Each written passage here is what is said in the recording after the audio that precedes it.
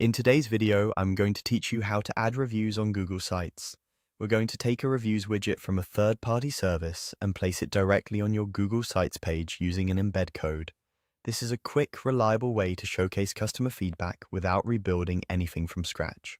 I'll walk you through where to click, where to paste the code, and how to position it so visitors can't miss it.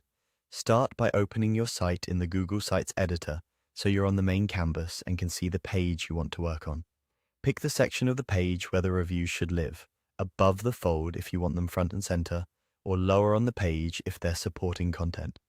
Having a clear spot in mind helps keep the layout clean and prevents crowding other elements. Next, look to the right side of the editor for the Insert panel and click Embed.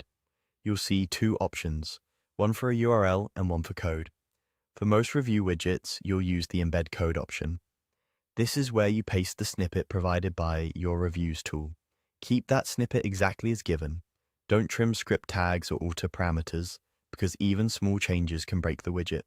If the tool offers different display styles, choose and copy the one that best matches your page layout before you paste it here. Paste the embed code into the box and confirm it looks correct. It should typically include script or iframe markup from your provider. Make sure it's from a trusted source and uses secure links. When you're satisfied, click Insert.